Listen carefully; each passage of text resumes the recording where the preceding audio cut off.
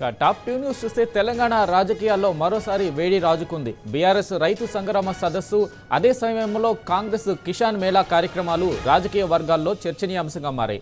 సభల సమన్వయం, సమాంతర కార్యక్రమాల వ్యూహాలపై కొత్త చర్చ మొదలైంది. వరంగల్ గడ్డ మీద బీఆర్ఎస్ తలపెట్టిన రైతు సంగ్రామ సదస్సు దిగ్విజయమవగా పోటీగా కాంగ్రెస్ నిర్వహించిన రైతు మేళా పేలవంగా ముగిసింది. రైతు వ్యతిరేక సర్కారుకు గులాబీ పార్టీ అల్టిమేటం జారీ చేస్తూనే అన్నదాత పక్షాన మరోసారి కదం తొక్కింది. డిక్లరేషన్ల పేరిట మోసం చేసిన హస్తం మీద రణ నినాదం మోగించింది. మోసకారి కాంగ్రెస్ పాలకులపై రగల్ జెండాను రెపరెపలాడించింది. పంటంతా కొనే వరకు వదిలేది లేదని ఘాటు హెచ్చరిక చేసింది. సదస్సు వేదికపై నుంచి యుద్ధం ప్రకటించిన కేటీఆర్ పాలకులపై సమరనాదం చేశారు. మన్ను తిన్న పాముల్లా మొద్దు నిద్రలో ఉన్న పాలకుల ఒళ్ళు జల్లుమనేలా ప్రళయ గర్జన చేశారు. తెలంగాణ నలుమూలల నుంచి సదస్సుకు పోటెత్తింది రైతాంగం. కలుపు మొక్కలను ఏరివేయడమే కాదు, బలుపు పాలకులకు పాత్రేయగలమని నినదించింది కర్షక లోకం. పోరుగల్లు సదస్సులో ఆత్మగౌరవ గీతం గజ్జెకట్టి దూకగా రక్త పింజరల పీచ మణిచేయడమే లక్ష్యమని ప్రతినబూనింది రైతాంగం.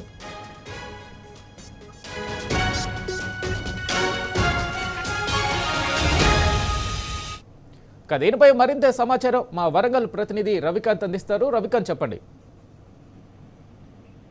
రైతాంగానికి భరోసాగా ఇవాళ BRS party, BRS working president KTR గారు నిలిచారన్నటువంటి సంకేతం అయితే రైతాంగంలోకి చొచ్చుకు వెళ్ళినటువంటి సందర్భం కనిపిస్తా ఉంది. రైతు సంగ్రామ సదస్సు గ్రాండ్ సక్సెస్ అయినటువంటి సందర్భం కూడా మనం స్పష్టంగా చూస్తా ఉన్నాము. కాంగ్రెస్ ప్రభుత్వం ఒకవైపు రైతు సంగ్రామ సదస్సుకు పోటీగా రైతు మేళాను తీసుకొచ్చేటువంటి ప్రయత్నం చేసింది. రైతాంగం అంతా మా వైపే ఉన్నారని చెప్పేటువంటి ప్రయత్నం కూడా చేసింది. అయితే ఏ ఒక్క రైతు కూడా అటువైపు చూడనటువంటి సందర్భం, రైతు మేళా వైపు చూడనటువంటి సందర్భం. మరోవైపు ఒక ప్రభంజనంలా రైతు సంగ్రామ సదస్సు కొనసాగినటువంటి సందర్భం కూడా ఉమ్మడి వరంగల్ జిల్లా, రాష్ట్ర వ్యాప్తంగా ఉన్నటువంటి రైతాంగం, దేశంలో ఉన్నటువంటి రైతాంగం అంతా కూడా చూసినటువంటి పరిస్థితి మనం స్పష్టంగా చూస్తా ఉన్నాము.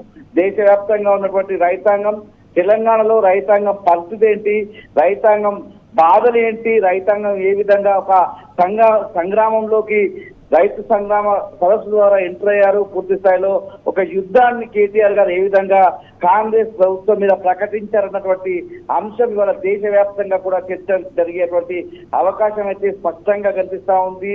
ప్రభంజనంలా కొనసాగింది రైతు సంగ్రామ సదస్సు.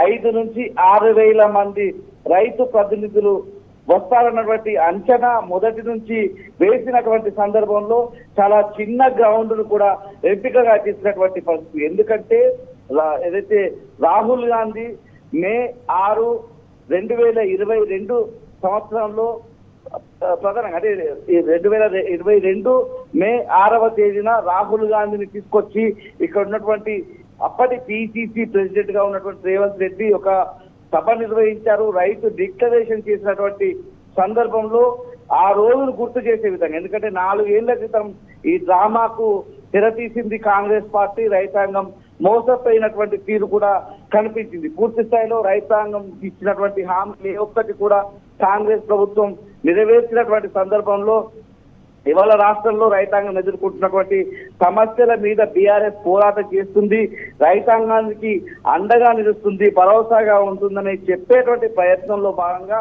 ఎండాకాలం కాబట్టి వేసవి తీవ్రత ఎక్కువగా ఉంటుంది కాబట్టి పూర్తి స్థాయిలో 5-6 వేల మందితో మాత్రమే ఒక రైతు ప్రతినిధుల సదస్సు నిర్వహించాలనుకున్నారు. ఇది సభ కాదు, భారీ బహిరంగ సభ అంతకన్నా కాదు, సదస్సు నిర్వహించాలి. ఒక ఫార్మర్స్ కాన్ఫరెన్స్ ద్వారా కొన్ని తీర్మానాలను బీఆర్ఎస్ పార్టీ తరఫున వెల్లడించాలి, రైతాంగానికి భరోసాగా నిలవాలన్నటువంటి ఆకాంక్ష మాత్రమే అందులో ఉన్నటువంటి పరిస్థితి. కాంగ్రెస్ పార్టీ, కాంగ్రెస్ ప్రభుత్వం ఏ విధంగా రైతాంగాన్ని మోసం చేసిందో చెప్పేటువంటి ప్రయత్నం చేసినటువంటి సందర్భంలో ఉమ్మడి వరంగల్ జిల్లాకు సంబంధించినటువంటి బీఆర్ఎస్ నాయకులంతా కూడా బీఆర్ఎస్ వర్కింగ్ ప్రెసిడెంట్ కేటీఆర్ ను వరంగల్ కు మే 6వ తేదీనే మీరు ఇక్కడికి రావాలి, ఇక్కడికి వచ్చి రాహుల్ గాంధీని తీసుకొచ్చి వరంగల్లో ఏ విధమైనటువంటి రైతాంగానికి హామీలు ఇచ్చి మోసం చేశారో అవన్నీ కూడా రైతాంగానికి చెప్పాలన్నటువంటి అంశాన్ని వెల్లడిస్తూ వారిని ఆహ్వానించడం జరిగింది. ఆ ఆహ్వానాన్ని స్వీకరించినటువంటి బీఆర్ఎస్ వర్కింగ్ ప్రెసిడెంట్ ఇవాళ వచ్చినటువంటి క్రమంలో పూర్తిగా 5-6 వేల మందికి సంబంధించి మాత్రమే వస్తారని అంచనా వేశారు. ఆ తర్వాత గ్రామాల్లో ఉండేటువంటి రైతాంగం అంతా కూడా మేము వస్తామని బీఆర్ఎస్ సంబంధించినటువంటి నాయకత్వానికి చెప్పుకోవడం జరిగింది. ఆ తర్వాత 10,000 మంది వరకు వస్తారన్నటువంటి అంచనా, ఆ తర్వాత 12,000 మంది వరకు అక్కడ ఏర్పాటు చేసినటువంటి పరిస్థితి. చాలా చిన్న గ్రౌండ్ గా ఉంటుంది. అయినప్పటికీ రైతాంగం 20,000 పైచిలకు రైతాంగం ఇవాళ రైతు ప్రతినిధులు కావచ్చు, రైతాంగం కావచ్చు, గ్రామం నుంచి తరలి వరంగల్ వేదికగా జరిగినటువంటి రైతు సంగ్రామ సభకు వచ్చినటువంటి సందర్భంలో కేటీఆర్ గారు కూడా అనేక అంశాలు వెల్లడించినటువంటి పరిస్థితి. కాళోజీ నారాయణరావు చెప్పినటువంటి మాటలను ఆయన ప్రస్తావించినటువంటి పరిస్థితి. కాలన్నగా అభివర్ణిస్తూ కాళోజీ నారాయణరావు చెప్పినటువంటి మాటలన్నింటినీ కూడా చెప్పేటువంటి ప్రయత్నం చేశారు. పూర్తిగా రైతులకు ఏ విధంగా కాంగ్రెస్ ప్రభుత్వం దోకా చేసిందో ఆ విషయాలన్నీ కూడా వెల్లడించినటువంటి పరిస్థితి మనం చూస్తా ఉన్నాము. రైతు డిక్లరేషన్ లో 34 హామీలు ఇచ్చారు. ఏ ఒక్క హామీ అమలు కావడం లేదు.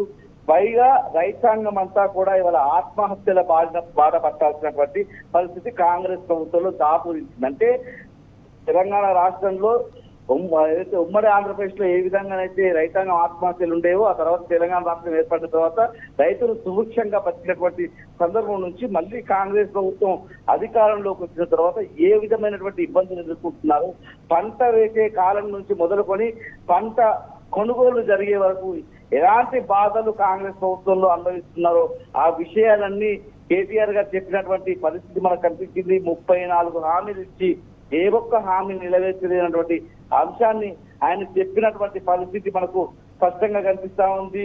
కాంగ్రెస్ ప్రభుత్వానికి సంబంధించి ఆ ప్రభుత్వం మీద పోరాటం ఉంటుంది. ఆ పోరాటానికి పోరుబాటకు ముందడుగు నేను వేస్తాను, రైతాంగం పక్షానని ఇవాళ ఒక ధీమాను, ఒక భరోసాను, ఒక అండగా ఉంటానన్నటువంటి చెప్పేటువంటి ప్రయత్నం అయితే బీఆర్ఎస్ వర్కింగ్ ప్రెసిడెంట్ కేటీఆర్ చేసినటువంటి పరిస్థితి. అన్నదాతలకు వెన్నుపోటు పరిచిన కాంగ్రెస్ సర్కారు దుర్మార్గ తీరును నిరసించే విధంగా ఓరుగల్లు సాక్షిగా రైతాంగ సంగ్రామ సదస్సు సందర్భంగా 4 తీర్మానాలను కూడా బీఆర్ఎస్ పార్టీ తరఫున బీఆర్ఎస్ వర్కింగ్ ప్రెసిడెంట్ కేటీఆర్ చెప్పినటువంటి సందర్భం కూడా మనకు కనిపిస్తా ఉంది.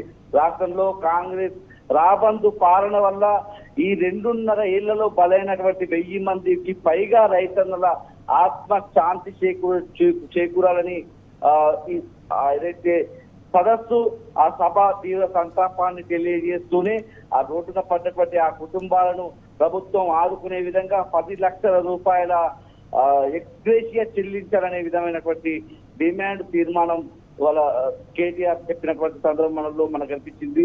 వరంగల్ వేదికగా కాంగ్రెస్ ప్రకటించినటువంటి దగా హామీల్లో ఉన్నటువంటి రైతు డిక్లరేషన్ లోని హామీలు అనేటువంటి 34 హామీలను పూర్తిగా అమలు చేయాలి, లేకపోతే ముఖ్యమంత్రి, మంత్రులు, అదేవిధంగా ఎమ్మెల్యేలు క్షేత్రస్థాయిలో ప్రజాక్షేత్రంలో తిరగలేనటువంటి విషయాన్ని కూడా గుర్తుపెట్టుకోవాలని 2వ తీర్మానం చేసినటువంటి పరిస్థితి. రాష్ట్ర వ్యాప్తంగా కొనుగోలు కేంద్రాల వద్ద నెలల తరబడి పడిగాపులు పడుతున్నటువంటి లక్షలాది మంది రైతుల పంటలన్నింటినీ ఎలాంటి కొర్రీలు లేకుండా బీఆర్ఎస్ ఆ పరిపాలన కాలంలో ఏ విధంగా పంటలను కొనిందో అదే మాదిరిగా కొనుగోలు చేయాలని, అన్ని పంటలకు 500 రూపాయల బోనస్ ఇస్తామన్నటువంటి హామీని నిలబెట్టుకోవాలని సందర్భంగా 3వ తీర్మానం కూడా చేశారు. మరొక 4వ తీర్మానం రైతుకు ఎక్కువచ్చినటువంటి 3 సార్ల పెట్టుబడి సాయాన్ని అదేవిధంగా బాకీతో సహా చెల్లించాలన్నటువంటి డిమాండ్, 2 లక్షల రుణమాఫీ కానటువంటి రైతాంగానికి అందరికీ కూడా పూర్తిగా ఆ రుణమాఫీ కూడా చేయాలన్నటువంటి తీర్మానం. ఇదే పూర్తి స్థాయిలో 4 తీర్మానాలు అయితే చేసినటువంటి సందర్భం కనిపిస్తా ఉంది. కేటీఆర్ ప్రసంగం ఆద్యంతం రైతాంగం అంతా కూడా ఆసక్తిగా చూసినటువంటి పరిస్థితి మనం చూస్తా ఉన్నాము. 5-6 వేల మంది రైతు ప్రతినిధులు వస్తారనుకుంటే 20,000 పైచిలకు మంది రైతులు ఇవాళ వరంగల్ వేదికగా జరిగినటువంటి రైతు సంగ్రామ సదస్సుకు వచ్చారంటేనే ఎంత సక్సెస్ అయిందో మనం అర్థం చేసుకోవాల్సి ఉంటుంది. పూర్తిగా కేటీఆర్ ప్రసంగాన్ని ఆద్యంతం రైతులు హర్షాతిరేకాలు వ్యక్తం చేసినటువంటి పరిస్థితి. ప్రతి మాట, ప్రతి పలుకు కేటీఆర్ మాటల్లో నుంచి వచ్చిన ప్రతి అంశం కూడా రైతాంగం బాధలను ప్రస్ఫుటపరిచే విధంగా కనిపించింది. రైతాంగం అంతా కూడా కేటీఆర్ ప్రసంగం మీద హర్షాతిరేకాలు వ్యక్తం చేస్తున్నటువంటి తీరు కూడా మనకు కనిపించింది. అదే సందర్భంలో వరంగల్లోనే 5, 6, 7 తేదీల్లో రైతు మెగా మేళా పేరిట నిర్వహిస్తున్నటువంటి ఆ మేళా కూడా ఆర్ట్స్ అండ్ సైన్స్ గ్రౌండ్స్ లో జరుగుతా ఉంది. అక్కడ ఒక్క రైతు కూడా లేక వెలవెలబోతున్నటువంటి పరిస్థితి. కిందనున్న కుర్చీలకు అక్కడికి వచ్చినటువంటి ప్రభుత్వ పెద్దలు వాళ్ళంతా కూడా కుర్చీలకు ప్రసంగాలు ఇచ్చుకుని వెళ్ళే పరిస్థితి మనకు కనిపిస్తా ఉంది.